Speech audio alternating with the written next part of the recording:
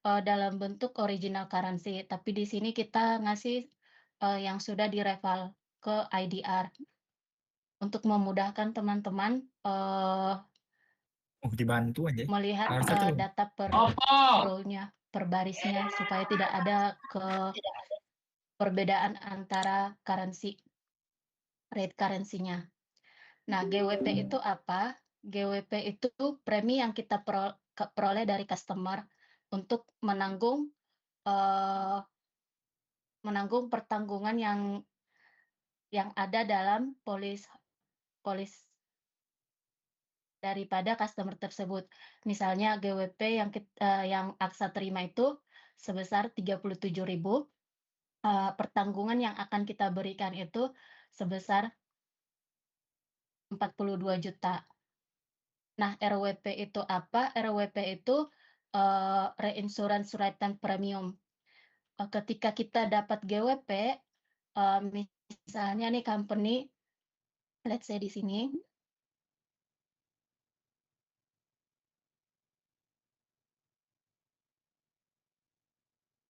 misalnya di sini kita dapat 50 juta GWP-nya. Nah, kita akan sesikan, resiko itu ke reasuransi, perusahaan reasuransi. Kita bayar, preminya kepada mereka, sebesar 43 juta. Nah, kemudian kalau contoh yang di sini, ketika third party yang channel ini kita dapat, bisnis, maka kita akan ngeluarin komisi. Nah, RWC yang di sini, komisi yang kita peroleh terhadap, dari bisnis reas yang kita sesikan. Sum insured yang di sini, sum insured pertanggungan yang akan Aksa tanggung sebesar sini, 101 miliar. Dari sini ada pertanyaan?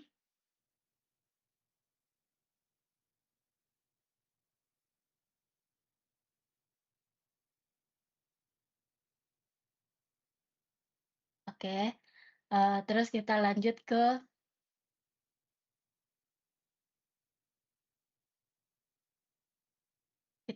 ke data klaim.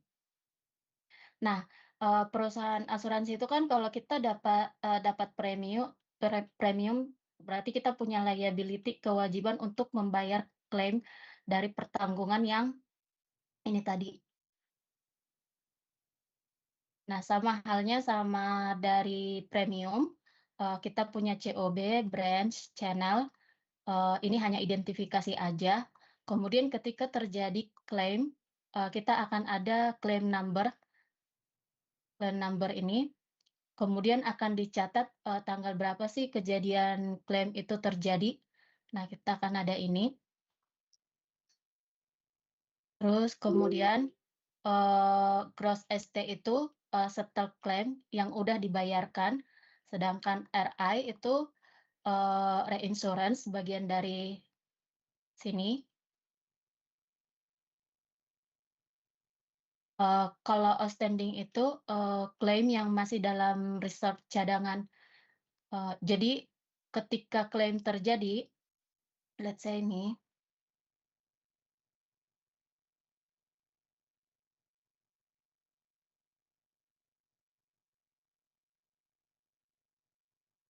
nah ketika klaim terjadi di awal, tim klaim akan mereserve klaim tersebut misalnya sebesar 900.000, tetapi 900.000 ini belum tentu akan dibayarkan ke depannya. Jadi ini masih reserve, masih cadangan. Gimana kalau biasanya kalau reserve-nya ini sudah dibayarkan, angka ini akan ke sini. Jadi, reserve-nya akan 0. Tapi bisa aja angka ini, bertambah pada saat di sini dan berkurang, sesuai dengan, besarnya angka yang akan di-paid oleh tim klaim. Oke, terus, sama halnya sama RI, outstanding juga memiliki reas.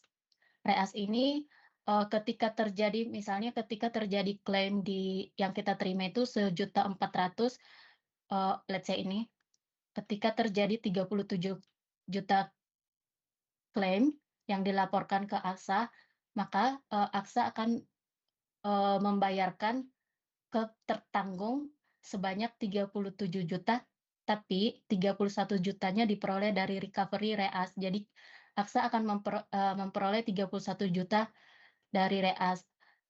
Berarti yang benar-benar retensi atau klaim yang Aksa bayar sebesar ini, 6 juta.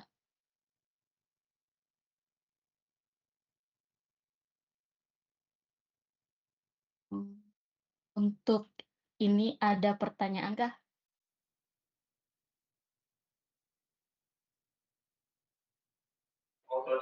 Tapi tetap isi kan.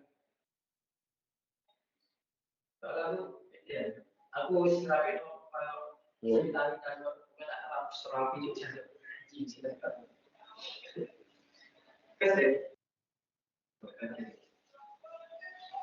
Ada mancing, ya mancing.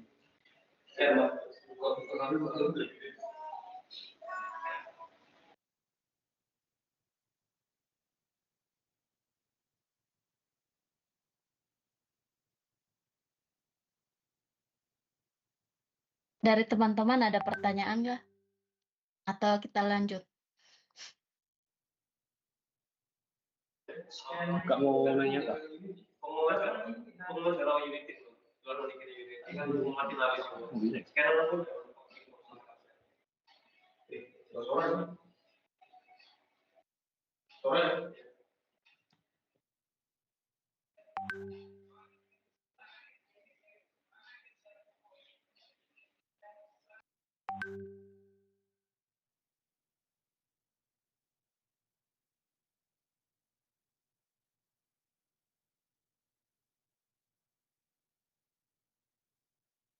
Berarti untuk datanya sudah mengerti kan ya?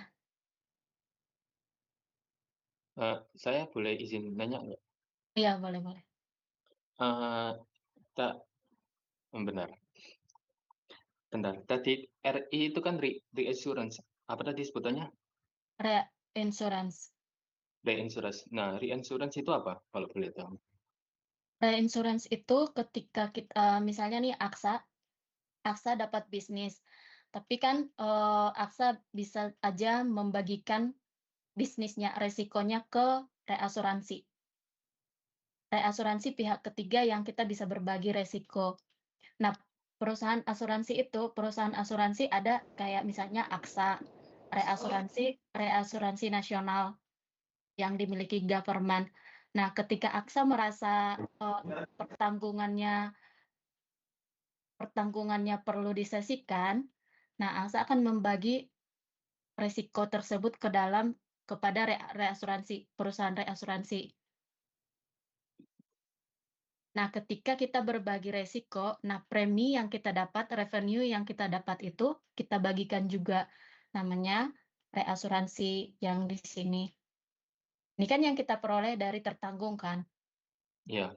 Nah, ketika kita sesikan kepada perusahaan reasuransi, kita akan membagikan juga, premi yang kita peroleh. Nah, pada saat terjadi klaim, misalnya nih terjadi klaim pada, polis yang ini. Nah, misalnya klaimnya, let's say 10 juta. Ketika 10 juta terjadi klaim, maka perusahaan reasuransi juga akan ikut menanggung. Biasanya kalau, arrangement dari reasuransi itu ada berbagai macam, ada namanya fakultatif sama tripartit. Let's say ini fakultatif itu proporsional. Nah, ketika terjadi klaim 10 juta untuk polis ini, maka, perusahaan reasuransinya akan membayar sebesar ini,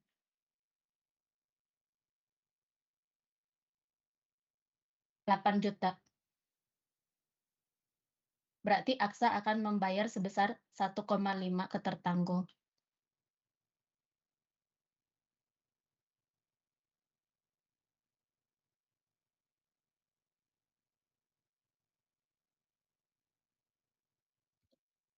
Saya boleh follow up question nggak? Oke. Untuk dari kayak, perjanjian dari pihak asuransi kayak misalnya Aksanya sendiri dengan asuransi gitu, itu ada kayak misalnya minimal yang gitu, kayak misalnya, kayak misalnya gimana ya, misalnya gini, Aksa ini kayak dapetin, klaim gitu, terus dengan nilai sekian gitu. Nah, misalnya dengan nilai kayak 10 juta gitu misalnya. Terus habis itu yang ditanggung Aksa dengan ditanggung pihak dari asuransi itu kayak ada perjanjiannya nggak? Atau kayak ada nilai Iya, pastinya nggak gitu? Atau ada kayak cuma dari perjanjiannya.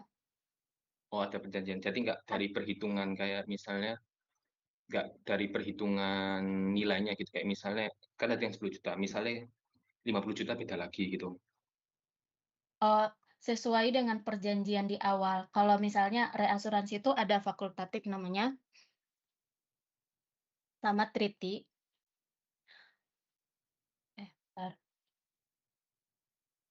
treaty. Nah, fakultatif ini biasanya kita proporsional. Proporsional itu artinya apa? Udah ada ketentuan misalnya 50%, 50-50, 50 ditanggung Aksa, 50 ditanggung oleh Reas. Ini berarti default kan? Tapi kalau treaty itu berdasarkan rate. Treaty itu lebih complicated, karena dia misalnya rate-nya 12%, tapi rate ini akan sesuai dengan MDP, ada namanya minimum payment. Mungkin, kalau masuk ke pembahasan treaty mungkin teman-teman kalau mau lebih detail, mungkin di tahun depan bisa diajukan sih, lebih detailnya, lebih banyak hal-hal yang lebih menarik di sini. Nah, tapi misalnya nih yang sangat general biasanya fakultatif. Fakultatif itu, case by case. Misalnya di sini kan kalau teman-teman lihat di sini semua kan ada yang nol kan, berarti ada yang nggak disesikan. Berarti dia fakultatif, biasanya fakultatif itu case by case di satu-satu row, di satu-satu bisnis. Misalnya nih ada bisnis, pertanggungan, let's say 100 miliar. Nah, ketika Aksa melihat, "Oh, ini, case-nya terlalu, besar nih dengan berbagai pertimbangan bisnis.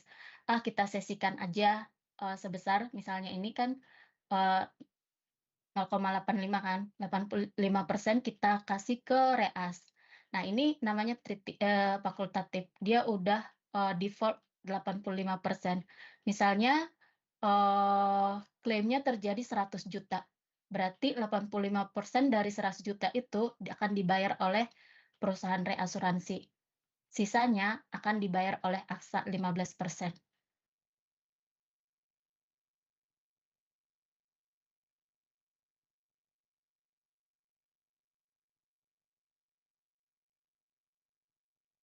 Untuk ini masih, udah paham belum atau masih ada pertanyaan?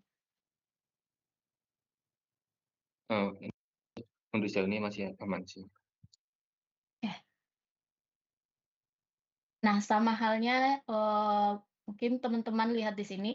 Nah, ini kan ketika kita dapat premi 50 juta, kita akan membayar, komisi 7,6 juta ke orang orang atau company yang membawa bisnis ke kita, ke Aksa. Dan ketika kita mensesikan, bisnis kita ke reasuransi, kita akan membayar preminya ke perusahaan reasuransi sebesar 43 juta. Tapi kita juga akan mendapat komisi dari bisnis yang kita berikan sebesar 15 juta. Nah, dari data ini, nanti bisa teman-teman lihat, pergerakan bisnisnya itu, sebenarnya yang paling dominan yang mana, terus, reasnya itu reasnya itu bisa mencukupikah atau, persentase komisinya terlalu tinggi atau, RWC-nya itu bisa jadi revenue untuk company atau gimana gitu. Nah, di study case yang ini, setelah kita kirim yang ini, mungkin teman-teman bisa ngelihat, yang bagian ini sama bagian ini sih, framework-nya. Tapi ini bukan terbatas kalau misalnya teman-teman punya eee, ide yang lebih komprehensif, misalnya saya mau, ngebahas ini sampai ke, teman-teman mungkin atau udah pernah ngelihat pricing-nya, dari data ini teman-teman bisa nge-price, suatu produk dari sini di-combine ke raw claim, teman-teman bisa dapat frekuensi dan severity-nya kan. Nah, biasanya, frekuensi dan severity ini bisa kita gunakan untuk nge-price suatu produk, tuh. Nah, mungkin teman-teman udah baca overview-nya dari sini. Nah, ini tuh yang tadi, premium, premium raw premium yang ini bisa dijadikan sebagai income. Ini tuh income company sama ini. Ini tuh, yang kita kasih keluar. Terus, kita tahu kan kalau premi yang diterima oleh perusahaan asuransi itu sebagai revenue kita. Kemudian, sebenarnya bukan hanya premium sih yang menjadi revenue, tapi investasi. Setelah kita dapat premi dari customer, premi itu akan kita investasikan kemudian, dan hasil investasi akan menjadi hasil revenue. Tapi di sini kita, kalau sebagai actuary, kita hanya di bagian premi dan klaim. Kalau investasi itu biasanya di tim accounting. Nah, untuk klaim, klaim yang dari raw claim yang eh ini kan ini kan kita biasanya masih ada sih di sini claim incurred. Claim incurred itu klaim yang, terjadi, berarti ST plus OS. Klaim yang sudah dibayarkan dan klaim yang masih dicadangkan.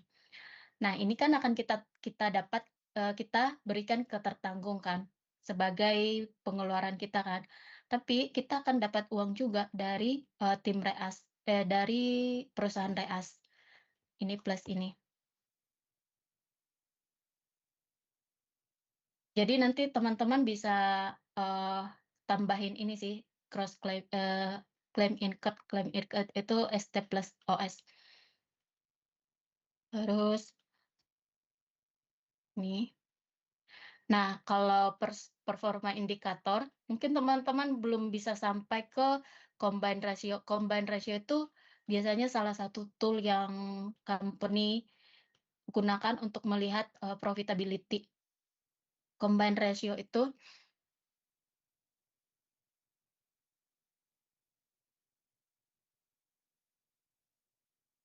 combine ratio, GEC,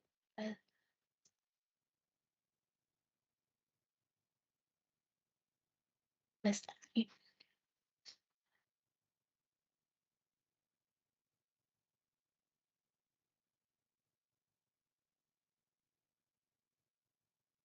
nah, teman-teman mungkin nggak bisa sampai ke, COR, combine ratio, karena nggak punya MI. Tapi kalau teman-teman mau sampai ke MI, bisa MI-nya diasumsiin aja, misalnya 20%. Biasanya semua company generalnya itu, di bawah 40%. Tapi kalau misalnya hanya sampai ke loss ratio itu kan, eee,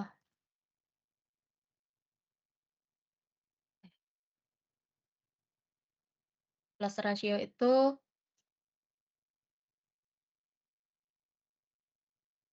GIL per, eee,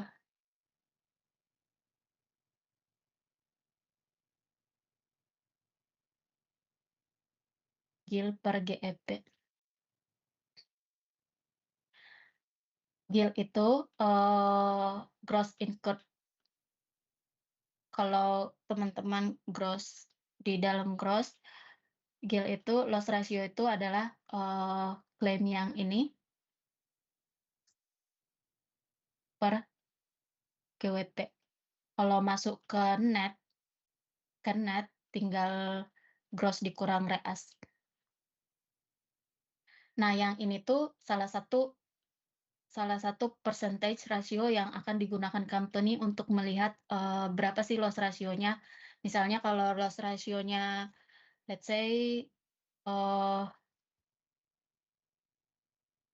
GEP-nya 10, eee,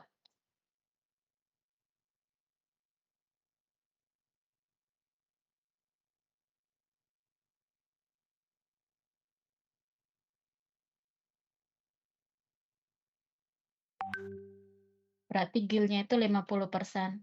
Berarti 50% tuh mungkin teman-teman bisa lihat 50% tuh cukup nggak eee, untuk melihat, suatu kinerja daripada company.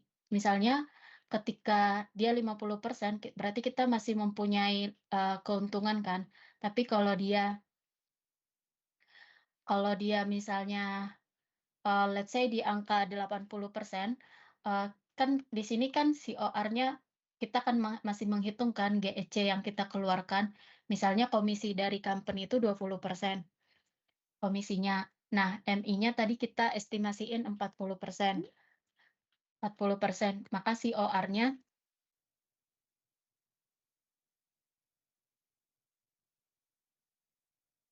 Maka COR-nya 110. Nah, kalau COR itu di atas 100% itu rugi. Berarti Aksa itu ada kerugian sebesar 10%. Kalau 100% itu, break even.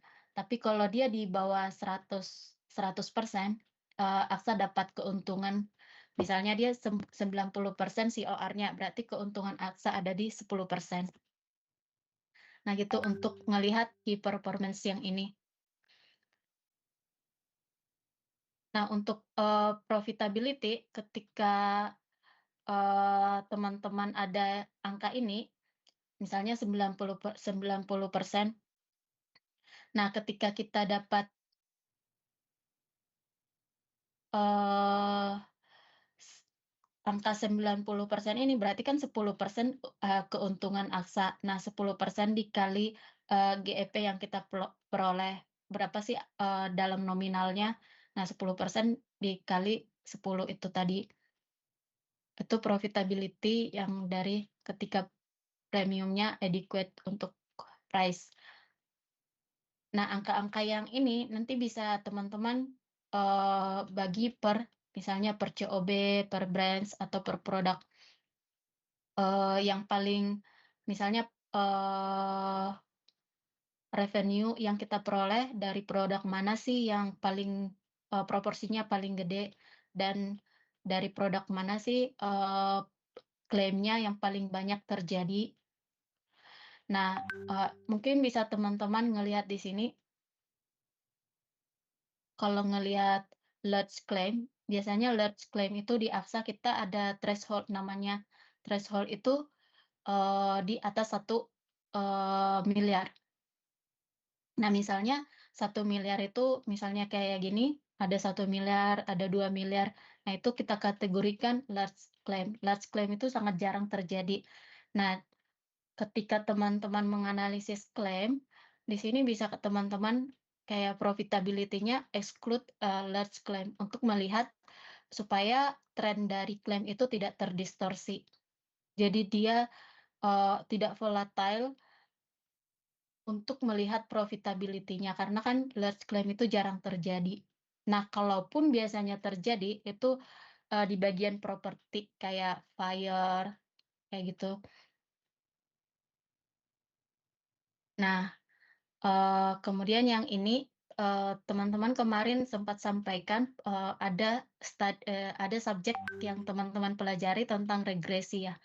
Nah, di sini teman-teman bisa aplikasikan, subjek yang teman-teman pahami di dalam regresi untuk melihat, variabel-variabel yang ini, apakah bisa dibuat jadi, estimasi regression atau teman-teman bisa bikin estimasi premi yang akan didapat pada saat T+1 gimana sih pada, profitability company Aksa T+1, 1 tahun ke depan, gimana sih gitu. Nah, untuk yang terakhir ini, ketika teman-teman melakukan analisis, nanti bisa dikasih, beberapa insight-insight mungkin yang, teman-teman kayak strategi company atau ketika kita dapat, loss ratio yang sangat, tinggi, mungkin teman-teman bisa dapat, ngasih ke kita, insight, "Oh ternyata, Aksa itu harus nge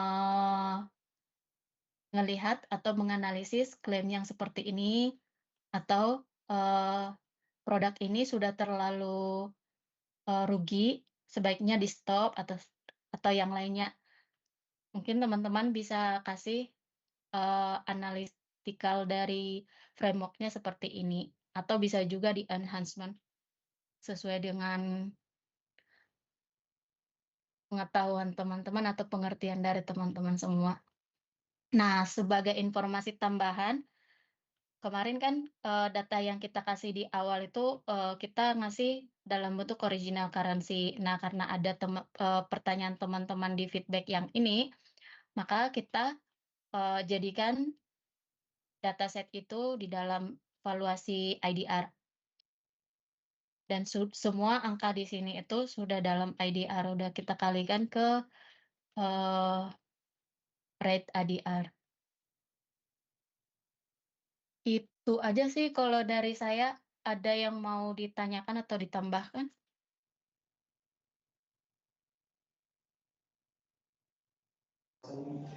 Kak, izin bertanya, Kak. Oke. Itu untuk GWP-nya itu, untuk preminya itu per bulan atau itu total ya? Yang di raw Per premium. per periode polis ini? Oh, berarti dari misalkan ini 7 bulan itu. Iya, 7 bulan 400.000 gitu. 7 bulan 400.000 yang ini. Untuk ini kan CUB ini kan cost of business-nya ya. Iya, benar. Itu ada ininya nggak, penjelasannya nggak? Misalkan satu itu misalnya properti atau apa gitu. Oh, nah kenapa kita jadiin dummy kayak gini, karena dari company itu, data yang keluar itu harus didamiin. Oh. Jadi kita nggak bisa ngasih deskripsinya. Oh, berarti emang nggak ada penjelasan ya? Berarti branch sama Iya, channelnya juga ya? iya benar, nggak ada penjelasannya. Oh, oke. Berarti nanti mungkin penjelasannya sesuai sama yang di sini aja berarti ya nanti ya? Iya, benar. Oke, oke. Baik, baik. Terima kasih. Oke, sama-sama.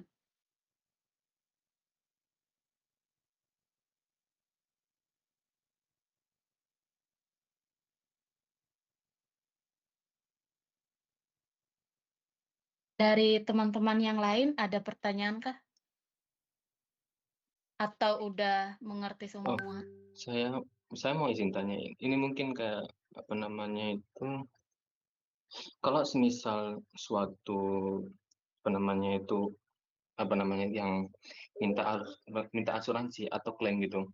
Terus habis itu dari pihak perusahaannya, dari pihak asuransinya gitu udah bayar. Terus habis itu dari pihak si nasabahnya ini mengajukan lagi terkait eh, hal yang harus dibayar, itu ada kemungkinan gitu nggak? Iya, ada kemungkinan. Eee, dalam satu klaim maksudnya ya? Atau Iya, berbeda dalam klaim? dalam satu klaim gitu. Iya, tapi di sini nggak akan kelihatan, karena di sini udah kita summary-in. Biasanya kalau misalnya ada klaim, ini kan kita hanya punya dead claim. Biasanya ada dead transaksi namanya. Nah, kalau misalnya, klien, customer ngasih klaimnya terjadi di, let's say ini, ternyata, misalnya klaimnya 300.000, tapi ternyata besok harinya, ternyata klaimnya bukan 300.000, jadi 500.000. Nanti di kita itu, data klaimnya itu ada 300, ada 200, ini,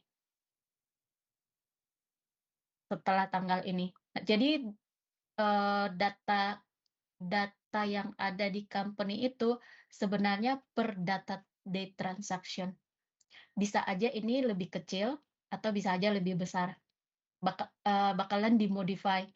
Makanya di sini itu outstanding.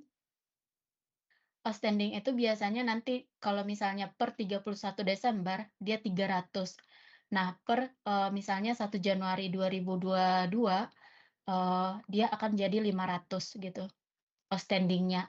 Tapi kalau misalnya di paid, dia di sini langsung dibayar 300, berarti nanti paid-nya 300.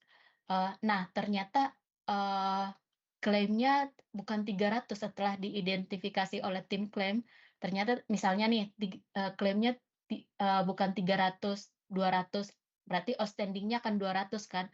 Tapi once 200 ini dibayar, dia akan jadi 500. Kalau misalnya case-nya terbalik, misalnya di awal dia di state oleh customer 300. Nah, ternyata ketika kita ngelihat on the condition dari police, klaimnya ternyata 100. Nah, kalau misalnya klaim yang ini sudah langsung kita bayarkan 300, maka akan ada negatif dia di proses transaksi ini. Transaksi ini akan bakalan pakai row semua. Tapi di sini nggak bakalan kelihatan karena dia udah di-sum.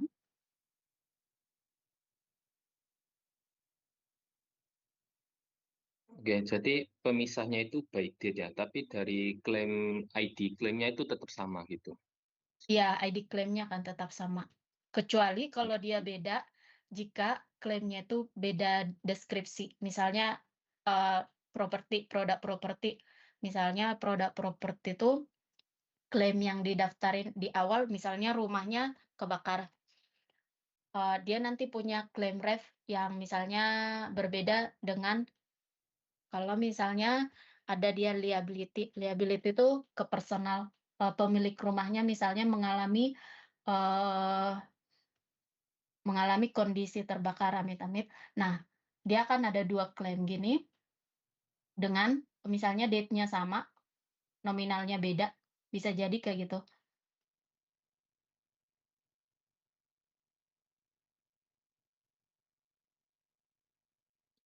Baik, terima kasih. Oke.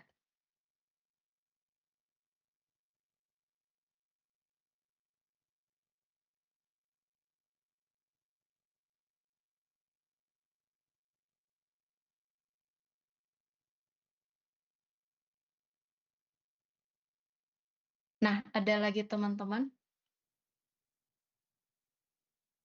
Oh ya, mau ngasih tahu, kalau data yang kita kasih ini, di actuarial itu ada beberapa basis data. Mungkin tadi sempat ditanyakan, ini preminya per bulan apa enggak?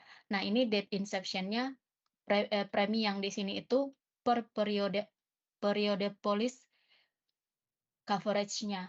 Jadi misalnya di sini, let's say di sini 7 bulan, di sini tuh berarti selama setahun ini. Nah, di actuarial itu ada beberapa basis, namanya basis underwriting basis. Underwriting basis ini data yang kita kasih ke kalian itu underwriting basis semuanya ini. Jadi bisa dianalisis by date policy year, date inception, berarti dari year-nya date ini, date inception. Nah, yang kedua itu earn basis. Earn basis itu benar-benar ini kan return yang premi yang diperoleh oleh company, tapi ada beda lagi, ada beberapa basis lagi. Nah, basis yang kedua itu earn basis. Earn basis itu lebih ke actuarial sih, lebih biasanya digunakan actuary untuk melihat profitability yang paling actual. Karena misalnya nih, let's say di sini, teman-teman mungkin lihat di sini, dia kan setahun di sini. Nah, kalau di sini kan underwriting year berarti selama underwriting 2021 kita dapat GWP-nya 211. Nah, kalau di actuarial yang earn premium, berapa sih earn yang kita terima selama 2021 gitu. Misalnya ini let's say ini 2023 ya, berarti 2 tahun kan. Ini kan 2 tahun. Nanti kalau di sini teman-teman itu basisnya underwriting year, berarti teman-teman hanya identifikasi oleh underwriting year yang ini. Nah, kalau misalnya teman-teman saya nih tertarik jadi actuary, ada namanya yang earn premium yang tadi, kita itu akan menghitung preminya ini bukan 211, tapi pada tahun 2021 premi yang kita peroleh ini hanya akan jadi 100. Berarti yang di-earn di 2021 berbeda sama yang akan teman-teman kerjakan. Jadi mungkin jangan nanti kalau misalnya teman-teman baca misalnya jurnal-jurnal actuary, biasanya ada beberapa basis yang digunakan. Nah, kalau teman-teman melakukan analisa di sini, ya analisanya untuk underwriting year aja, bukan basis-basis yang lain. Seperti yang saya sebutkan tadi, earn basis, accident year basis, gitu masih banyak lagi. Nah, sebagai informasi, di sini hanya akan menggunakan underwriting year basis karena kita datanya sangat terbatas. Mungkin kalau teman-teman ingin memahami lebih lanjut kayak actuarial, misalnya tahun depan bisa di-request yang lebih actuarial lagi, lanjutan yang dari sini. Nah, kalau teman-teman sudah menganalisa yang ini, nah, yang klaim yang ini itu akan relate ke premium yang ini, itu. Jadi ketika kita dapat revenue-nya berapa sih pengeluaran yang kita akan company keluarkan, nah ada di sini.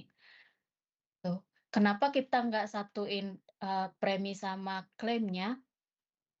Karena di polis misalnya satu polis ini bisa saja ada beberapa terjadi klaim. Jadi dia frekuensinya berapa, nanti bisa teman-teman analisa. Kalau dia independen gini, tapi kalau dia di satu ini, takutnya row yang misalnya dia punya ini, polis yang ini ketika dia terjadi klaim, lebih dari satu kali, dia akan duplikat. Maka ini akan terjadi beberapa kali gitu. Jadi analisinya bakalan salah. Itu sih tambahannya.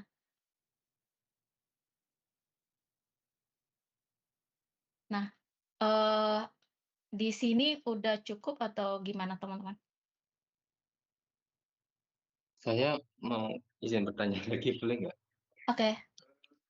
Ini terkait salah satu study case ya yang ada terkait outstanding claim gitu. Nah, di mana kan outstanding claim itu kan dia kan suatu klaim yang belum terselesaikan gitu kan.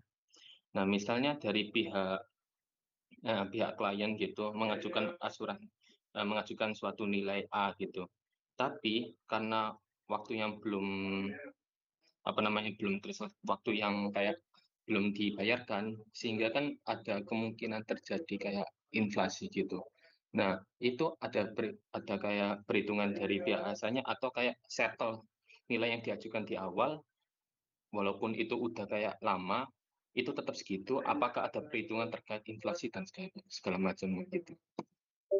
Kalau di outstanding enggak ada inflasi, tapi kalau misalnya original currency-nya USD original currency-nya let's say 100, misalnya di tahun lalu kita punya 15.000, rate-nya sekarang 17.000, berarti AXA akan membayar 17.000 ini, currency yang ini.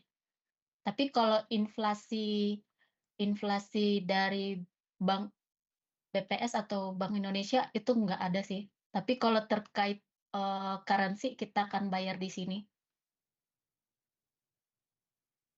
Di Jadi Karot.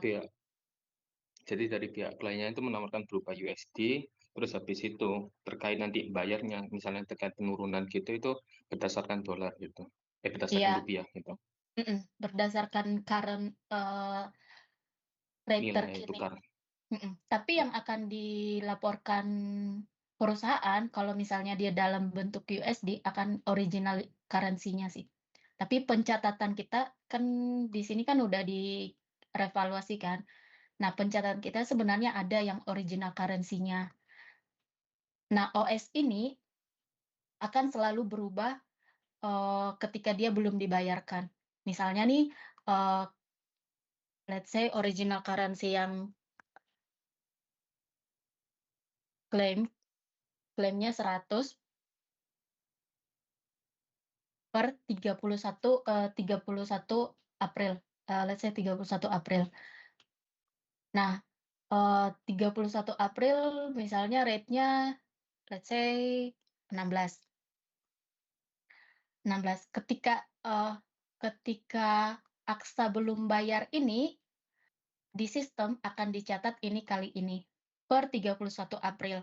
Tapi kalau belum dibayar juga per 30 let's say akhir bulan ini 31 Mei di Aksa akan tercatat ini dikali ini. Jadi per terakhir.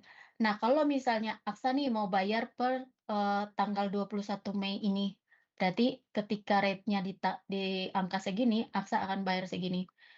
Nah, ini bisa juga mungkin informasi ke teman-teman, ketika perusahaan asuransi punya rate yang original rate, misalnya proporsi USD-nya tinggi, kita itu wanti-wanti kalau rate dari currency kita itu naik, memburuk kayak gini, kayak sekarang, itu kan kita jadi rugi kan. Padahal sebenarnya di awal itu, let's say di awal dia cuma 16.000. Nah, berarti selisihnya ini kan harus Aksa tanggung kan. Nah, kenaikan rate itu sangat berpengaruh juga sama bisnis di asuransi, diklaim juga, gitu. Tapi untuk yang inflasi tidak mempengaruhi ini sih. Tapi untuk pricing biasanya kita masukin inflasi, asumsi inflasi. Kalau untuk performance enggak pernah sih dilibatin inflasi. Jadi untuk apa namanya itu pengajuan yang diajukan pihak kliennya itu sudah pasti segitu, kan itu karena udah dihitung kayak beberapa lainnya gitu. Yang Iya, berbeda itu nanti di pertukaran currency-nya itu saja. iya, Baik, makasih. oke.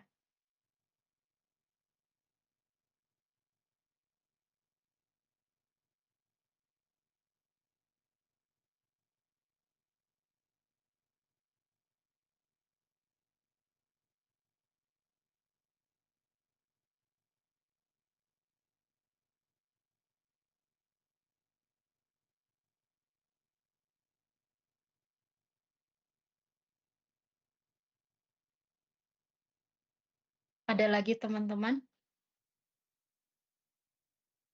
Saya mau nanya, Kak. Oke.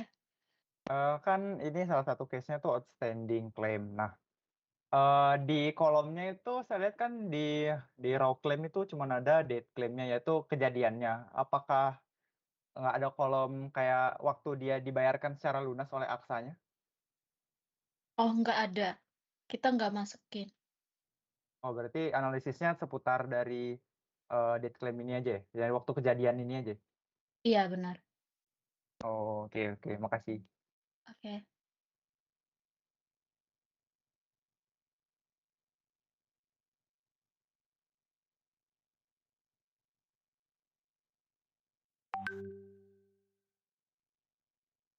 Izin mau tanya, Kak. Ya. Oke, mungkin mau tanya terkait semisal ada semisal dari segmen branch atau channel gitu yang mungkin kita analisis dan misal dari salah satu segmen itu misal branch H, misal dia punya exposure yang lebih besar daripada yang lain, itu dari Aksa kira-kira ada kayak presentasenya kayak kalau misal dia lebih besar 60% atau 80% dia kayak beresiko tinggi atau bahaya gitu nggak, Kak? Kayak ada batasan gitunya, Kak? Kalau batasannya nggak ada sih, tapi kembali ke ketika misalnya teman-teman yang ngelihat key performance yang ini, misalnya nih,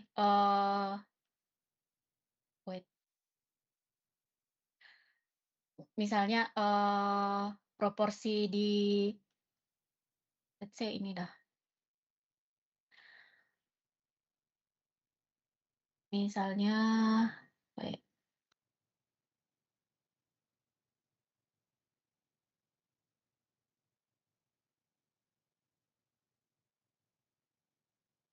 sebenarnya kan proporsi yang kita lihat itu bisa dari sum inset kan, pertanggungan berapa sih pertanggungan yang paling tinggi yang Aksa akan tanggung, berarti ada di sini kan ya, di sini.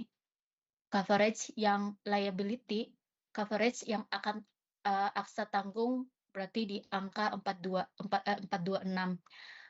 Tapi teman-teman harus ingat lihat juga berapa sih revenue yang Aksa dapat, misalnya di tahun 2021 kita ngomong. Nah, ketika ini lebih tinggi, belum tentu ini lebih tinggi kan ya.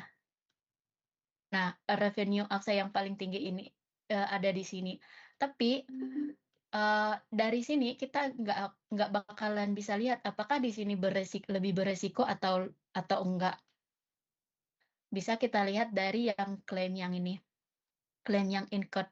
Nah, ketika kita lihat di sini nih, ternyata coverage-nya lebih tinggi dari memiliki proporsi yang lebih tinggi dari COB lain. Di sini tuh ternyata klaimnya lebih tinggi juga dari sini. Tapi kalau teman-teman lihat yang ini 7, di sini kan dia cuma 7, tapi di sini dia hampir mendekati yang di sini. Nah, mungkin dari sini bisa dilihat lagi ke eh, ke sini branch mana dia, channel mana, produk mana.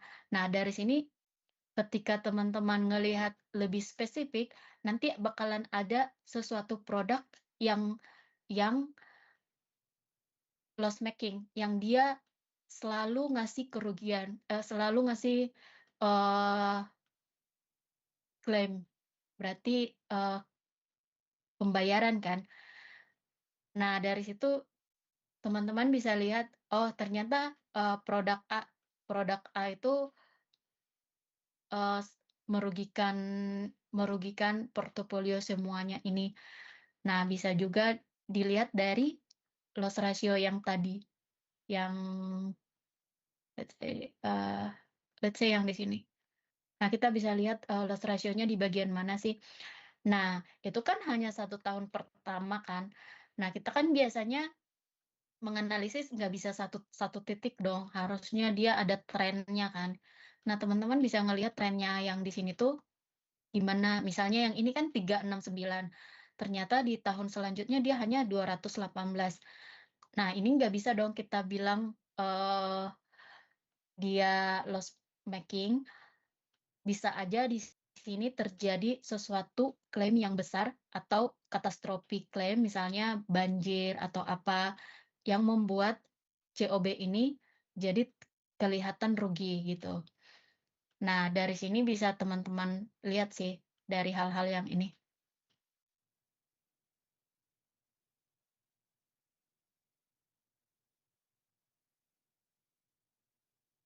Yang itu menjawab nggak, Mbak?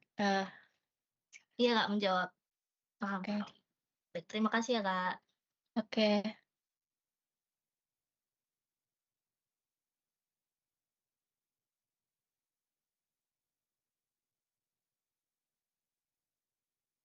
Ada lagi teman-teman?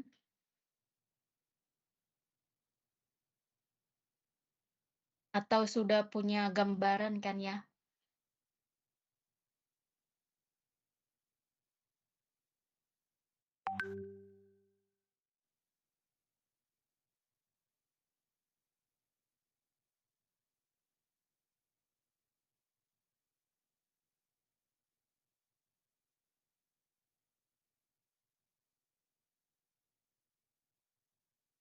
Oke, kalau nggak ada lagi, mungkin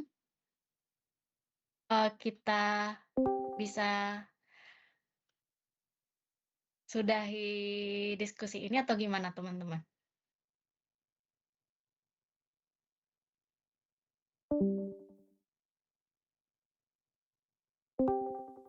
Mungkin kalau dari saya udah cukup, Kak. Mungkin dari teman-teman yang lain, apakah ada yang mau ditanyakan lagi yang mungkin masih dibingungkan?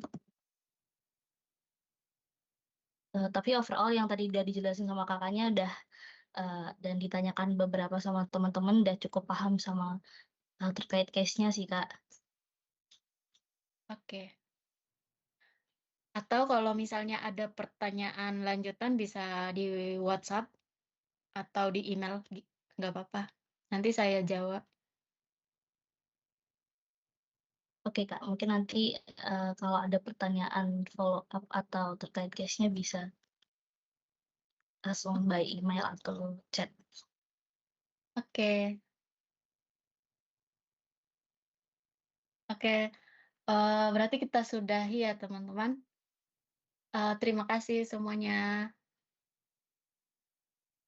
Terima kasih, Kak. Makasih Kak. Ya.